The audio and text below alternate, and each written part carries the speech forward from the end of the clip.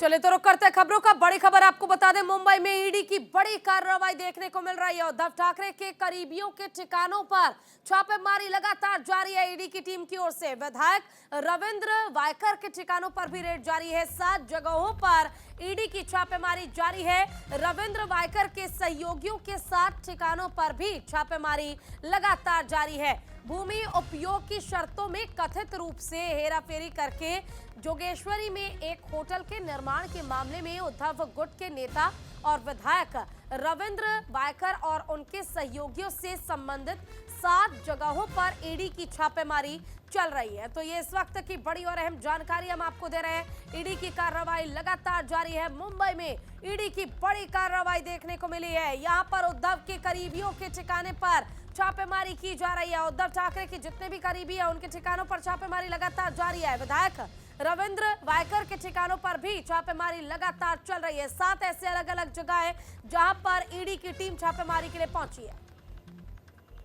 ज्यादा जानकारी के लिए हमारे साथ हमारे संवाददाता शुभम पांडे मुंबई से लाइव जुड़ गए हैं। शुभम, देखिए, उद्धव ठाकरे के जो भी करीबी हैं उन सभी के ठिकानों पर लगातार ईडी की टीम छापेमारी कर रही है। सबसे पहले तो अपडेट और मामले को लेकर पूरी जानकारी आपसे चाहूंगी शुभम। देखिए पूजा जी, रविंद्र वायकर के जो उनके ठिकाने उनके ऊपर पहली बार ईडी की छापेमारी नहीं चली। इससे पहले कई बार उन्हें समर बेसिस पूछताछ के लिए बुलाया गया था, छापेमारी भी की गई। लेकिन उनके ऊपर आरोप है जहां से विधायक जिस विधानसभा क्षेत्र से विधायक है मुंबई का जोगेश्वरी इलाका, वहां पर इनके ऊपर आरोप है कि इन्होंने बीएमसी के एक प्लॉट थी, वहां पर एक 5 स्टार होटल जो है बना दिया। अब इनसे जुड़े हुए लोग जो इस पूरे होटल बनाने में जो लोग शामिल थे, जो कॉन्ट्रैक्टर थे, जो आर्किटेक्ट था, जो डिजाइनर था, जो जिनके पास इन्होंने रॉ मटेरियल लिए थे, उनसे पूछताछ हो रही है कि भाई आपको पैसे कैसे दिए गए। क्योंकि अब ईडी जांच कर रही है, ईडी के पास पुख्ता सबूत हाथ लगे हैं कि जो पैसों की लेन देन हुई है, ये बीएमसी से प्लॉट इन्हें कैसे मिली, क्या बीएमसी से कोई परमिशन दी गई थी। इनके ऊपर आरोप है कि ये प्लॉट उस वक्त इन्होंने तब पाया था जब महाराष्ट्र में उद्धव ठाकरे की सरकार थी और बीएमसी में शिवसेना की तूती बोलती थी। अब ऐसे में जब शिवसेना 2 खेमों में बढ़ चुकी है, तो ऐसे में ईडी लगातार उद्धव ठाकरे के जो करीबी है उनके ऊपर छापेमारी करने की जांच करेगी। सीधे तौर पर विधायक रविंद्र वायकर के अलावा और भी ऐसे लोग हैं जिनके ऊपर गाज गिर सकती है इस जांच की शुभम, क्योंकि एक होटल तैयार कर लेना वो भी उद्धव ठाकरे की सरकार में, ऐसे में प्रशासनिक लेवल पर भी अनुमति तो जरूर ली होगी। और अगर अनुमति दी गई है और ये गैर कानूनी है तो ऐसे में तो बहुत से लोगों के नाम सामने आएंगे अभी। बिल्कुल, देखिए जो 7 लोग हैं उनमें जो बीएमसी के आला अधिकारी के लेवल होते हैं, जिससे प्लॉट जो है निर्धारित किया जाता है, जो प्लॉट दिया जाता है जहाँ पर होटल बनाने की परमिशन दी गई, उनसे भी पूछताछ होगी कि भाई आपको किसने परमिशन दिया था, आपने किसके कहने पर ये सारी चीजें प्रक्रिया की। तो क्योंकि एक दिन का प्रोसेस नहीं होता है, इसलिए टेंडर बीएमसी निकालती है। बीएमसी से पूछा जाएगा कि भाई आपने प्लॉट किसके लिए रखा था, क्या गार्डन बनाने के लिए रखा था, क्या अस्पताल बनाने के लिए रखा था, जो आपने एक विधायक को उसके विधानसभा क्षेत्र में आपने प्लॉट दे दिया, उस विधायक ने वहां पर 5 स्टार होटल खड़ा कर दिया। ऐसे कई सारे तमाम सवाल जो है पूछताछ के लिए उनसे इसी जुड़े ईडी जो ठिकाने हैं उनसे ये ईडी जो है इस पर रेड कर रही है। और ये भी देखेगी क्या पैसों का ट्रांजैक्शन ऑनलाइन हुआ था या कैश के माध्यम से हुआ था, क्योंकि बिना पैसे दिए कोई प्लॉट जो है वो नहीं मिलता, बिना पैसे दिए कोई होटल नहीं बनता। इन्हीं सब विषयों को जांच करने के लिए फिलहाल ईडी जो है 7 ठिकानों पर इस वक्त रेड जो है वो करते हुए दिखाई दे रही है। विधायक रविंद्र वायकर की ओर से अब तक इस पर कोई प्रतिक्रिया? देखिए फिलहाल अभी तक रविंद्र वायकर की ओर से कोई प्रतिक्रिया नहीं है, लेकिन थोड़ी देर बाद 12:30 बजे उद्धव ठाकरे एक प्रेस कॉन्फ्रेंस करने वाले हैं। उसमें सवालों को पूछा जाएगा क्योंकि उनके करीबी विधायक है, तो सारा खेमा शिंदे गुट में जा चुका है। तो ऐसे में ये उनसे पूछा जाएगा कि आपके ठिकानों पर रेड चली, तो सीधे तौर पर वो यही कहेंगे कि हमें परेशान किया जा रहा है। लगातार ये पहली बार इस तरह की रेड नहीं हुई। इससे पहले भी रविंद्र वायकर को ईडी दफ्तर में बुलाकर पूछताछ किया गया था, उनके घर पे पूछताछ की गई थी, लेकिन तब कुछ नहीं मिला था। लेकिन अब आज अलग तरीके से ईडी जो है इस वक्त रेड कर रही है, जहां पर ये पुख्ता सबूत निकालने की कोशिश करेंगे कि रविंद्र वायकर किस तरह से जमीन जो है प्लॉट है वो खरीदते हैं, उसके बाद 5 स्टार होटल जो है वहां पर बनाने की जो। जी ठीक है शुभम, अब इंतजार करते हैं जब उद्धव ठाकरे प्रेस कॉन्फ्रेंस करेंगे और इस मुद्दे पर आखिर देखिए, हर बार केंद्र एजेंसियों का दुरुपयोग करने का आरोप तो लगाती रही है उद्धव ठाकरे, लेकिन अब इस पर क्या प्रतिक्रिया उनकी सामने आएगी, क्या जवाब वो पेश करेंगे, ये देखना होगा। फिलहाल शुक्रिया आपका इस तमाम जानकारी के लिए। रुक करते अगली बड़ी खबर की ओर। लखनऊ से इस वक्त की बड़ी खबर आपको बता दें, सपा कार्यकर्ताओं के बाहर लगे पोस्टर, राम जन्मभूमि मंदिर के लगे पोस्टर में लिखा गया है हमारे आराध्य प्रभु श्री राम आ रहे हैं। तो इस वक्त की बड़ी और अहम जानकारी हम आपको दे रहे हैं। लखनऊ से इस वक्त की बड़ी खबर, सपा कार्यालय के बाहर देखिए पोस्टर लगा दिया गया है और वो पोस्टर भी आपको न्यूज इंडिया दिखा रहा है तस्वीरों में। राम जन्मभूमि मंदिर के पोस्टर लगाए गए हैं, ये देखिए यही वो पोस्टर है और इस पर लिखा क्या गया है, जो स्लोगन है वो सुनिए, आ रहे हैं हमारे आराध्य प्रभु श्री राम। और ये पोस्टर आखिर लगाया गया है, अब इसको लेकर जो तस्वीरें हैं वो भी सामने आने लगी हैं, तस्वीरें भी हम आपको दिखा रहे हैं। और पोस्टर में ना केवल राम मंदिर नजर आ रहा है बल्कि पोस्टर में लिखा गया है कि आ रहे हैं हमारे आराध्य प्रभु श्री राम। अखिलेश यादव की भी एक तस्वीर इस पोस्टर में आपको नजर आ रही है।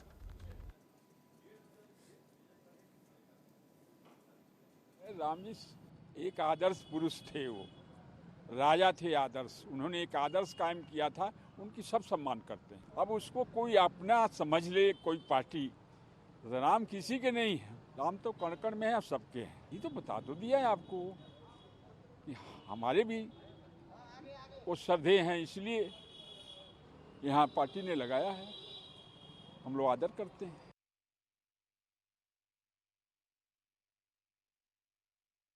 अगली खबर की ओर रुख करते हैं। इंडिया गठबंधन में सीट शेयरिंग पर मंथन जारी है। घटक दलों में सीट शेयरिंग पर बातचीत चल रही है। कांग्रेस, एनसीपी, शिवसेना में सीट शेयरिंग पर चर्चा। कांग्रेस की 5 सदस्यीय अलायंस कमेटी करेगी बात। तो देखें, अब इंडिया गठबंधन में जो तमाम दलों का गठजोड़ है, इसमें सीट शेयरिंग का फॉर्मूला क्या होगा, इस पर मंथन लगातार जारी है। कल भी बैठक हुई थी कांग्रेस की ओर से, उससे पहले भी बैठक हुई थी कांग्रेस की ओर से जिसमें जेडीयू के साथ बैठक की गई थी। और बिहार में सीट शेयरिंग का फॉर्मूला क्या होना चाहिए, 11 सीटों की मांग कांग्रेस कर रही है, इस पर विचार विमर्श लगातार जारी है।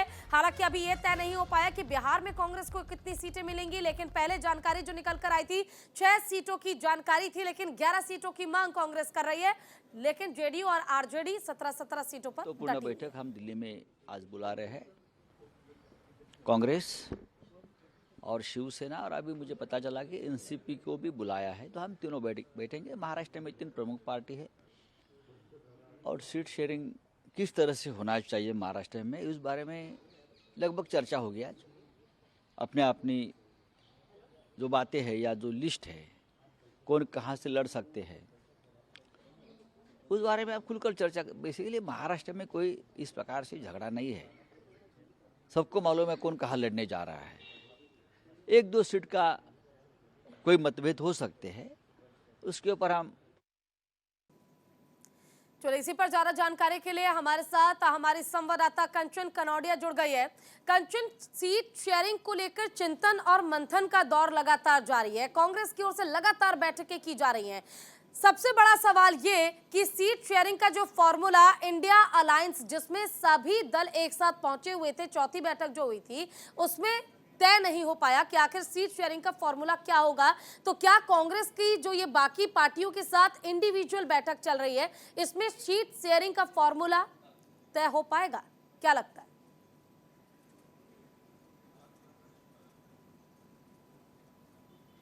जी बिल्कुल, देखिए इंडिया गठबंधन में लगातार कांग्रेस के साथ बैठकें चल रही हैं। पहले बिहार में आरजेडी के साथ बैठक हुई थी, दूसरी कल जो बैठक हुई थी वो आम आदमी पार्टी को लेकर दिल्ली की सीट शेयरिंग पर हुई थी, और आज तीसरी बैठक महाराष्ट्र को लेकर की जा रही है। देखिए आज की बैठक में एनसीपी और शिवसेना, उद्धव ठाकरे और कांग्रेस, ये तीनों दलों के नेता मौजूद रहेंगे। इसमें बैठक में सीट शेयरिंग को लेकर क्या चर्चा रहेगी, क्या रूपरेखा रहेगी, उस पर मंथन किया जाएगा।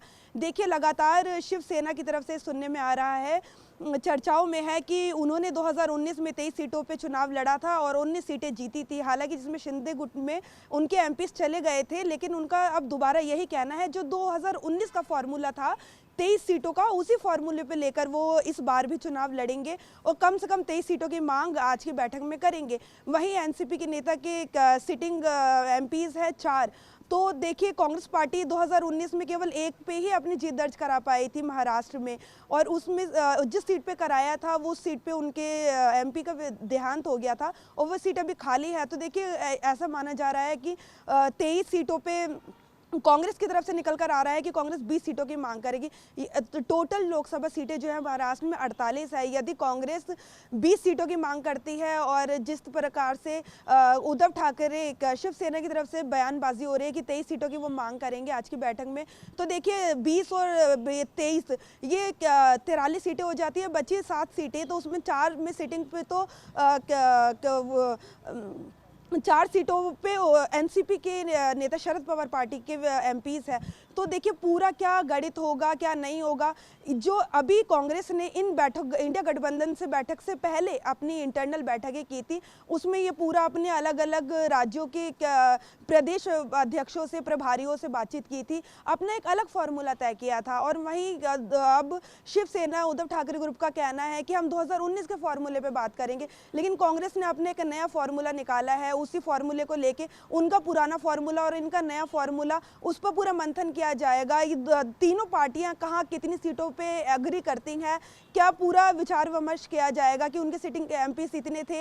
अब शिंदे ग्रुप में जो चले गए हैं उनके, देखिए उद्धव ठाकरे ग्रुप का लगातार कहना ये, हालांकि उनके एमपीस चले गए हो शिंदे ग्रुप में, लेकिन उनके जो वोटर हैं वो अभी भी बने हुए हैं, तो वो 23 सीटों की मांग करेंगे। और देखिए ये पूरा समझौता है, पूरा किस प्रकार से बहुत ही मुश्किल चीज है ये। लगातार जो कांग्रेस की ओर से बैठकें हैं, चाहे वो इंटरनल अपनी खुद की पार्टी की बैठक हो या फिर इंडिया अलायंस के तमाम पार्टियों के साथ बैठक हो, लेकिन सीट शेयरिंग का जो फॉर्मूला कांग्रेस चाहती है, जो आपने जिक्र भी किया कि एक नया फॉर्मूला कांग्रेस लेकर आई है, लेकिन अगर उसी हिसाब से हम देखें, राज्यवार भी देखा जाए, तो सहमति किसी भी राज्य में अभी कांग्रेस जो सीट की मांग कर रही है या जो कांग्रेस का फॉर्मूला है, उस पर क्षेत्रीय पार्टियों की सहमति नहीं बन पा रही है। चाहे हम बिहार की बात कर लें, देखिए वहां पर मांग की जा रही है 11 सीटों की, लेकिन जेडीयू जिद पर अड़ी है कि हम तो अगर नहीं 17 तो भी 16 सीट पर चुनाव हम लड़ेंगे। आम आदमी पार्टी की बैठक हुई, उसमें भी सीट शेयरिंग पर मंथन हुआ, लेकिन अभी कुछ जानकारी ऐसी नहीं है कि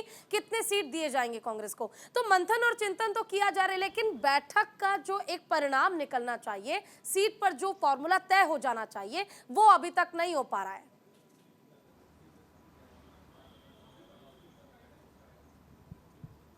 जी बिल्कुल, देखिए जब पहली बैठक बिहार में आरजेडी के साथ हुई थी, मनोज झा उसमें शामिल हुए थे। मनोज झा जब बाहर निकले तो उनका साफ तौर पे कहना था कि क्वालिटी पे हमारा फोकस है, क्वांटिटी पे नहीं, और ऑल इज़ वेल। भले ही उन्होंने ऑल इज़ वेल बोला हो, लेकिन उस पहली बैठक में भी, वो पहले दौर की बैठक थी और उसमें कुछ स्पष्ट नहीं हुआ था, क्योंकि उनकी तरफ से ये कहना था कि चर्चाओं में इस तरीके की बात थी। मनोज झा ने अंदर बोला था कि आप बता दीजिए आप कितनी सीटों पे लड़ना चाहते हैं, और हमारा ये है, हम जाके लालू जी से बात कर लेंगे, उन्हें बता देंगे, क्योंकि आखिर में हाईकमान ही फैसला करेगा।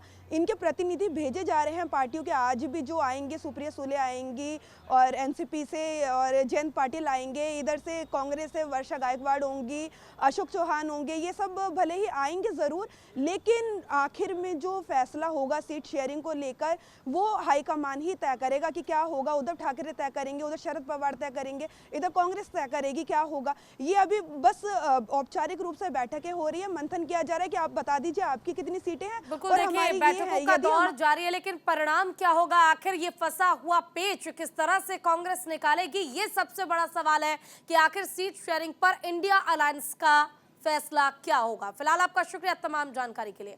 चलिए इसी पर गिरिराज सिंह केंद्रीय मंत्री का क्या कुछ कहना है वो आपको सुनवाते हैं, सुनिए। तो ये आपसी स्वार्थों का फूट है, और कांग्रेस को इस फूट का नुकसान मैं समझता हूं कि इनको जो टिकट दे रहा है या जो मांग रहे हैं, टोटल सीट का मुश्किल से 10% इनको टिकट देने वाला है। बंगाल, बिहार, यूपी, पंजाब, दिल्ली, सारे स्टेट का सीट जोड़ ले और उसके बाद देखें कांग्रेस को कितनी सीटें मिल रही। तो कांग्रेस तो यहीं खत्म हो गया। तो कांग्रेस को खत्म करने की साजिश तो पूरे इंडिया गठबंधन ही कर रहा है। एक और बड़ी खबर आपको बता दें, अयोध्या में 10 जनवरी को बीजेपी की बड़ी बैठक होनी है, यानी कि कल बड़ी बैठक बीजेपी की होनी है। अयोध्या दर्शन कार्यक्रम को लेकर यह बड़ी बैठक होगी। बीजेपी के प्रमुख नेताओं की अयोध्या में बैठक होगी। संगठन महामंत्री बीएल संतोष इसमें शामिल होंगे। सुनील बंसल, विनोद तावड़े, तरुण चुग भी इस बैठक में शामिल होंगे। यूपी अध्यक्ष भूपेंद्र चौधरी, संगठन मंत्री भी इस बैठक में शामिल होंगे। अयोध्या में सुबह 11 बजे से 2 बजे तक ये बैठक होगी। सभी नेता 9 जनवरी की रात अयोध्या पहुंच जाएंगे, यानी कि आज रात अयोध्या में तमाम बीजेपी के दिग्गज नेता अयोध्या में मौजूद रहेंगे और मौजूद रहने के साथ ही कल यानी कि 10 जनवरी को बीजेपी की बड़ी बैठक होनी है।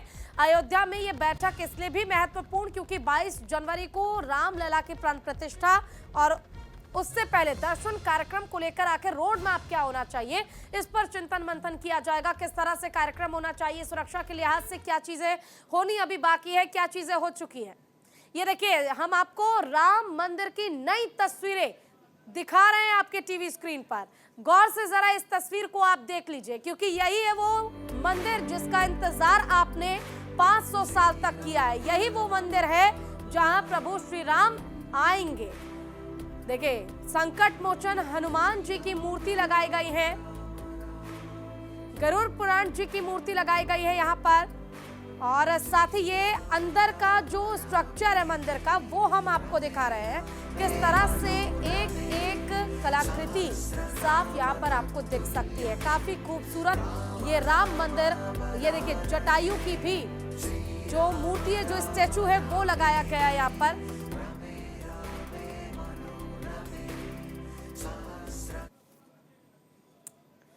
तो खबरों का सिलसिला लगातार जारी रहेगा। आप कहीं मत जाइए और देखते रहिए न्यूज़ इंडिया। नमस्कार।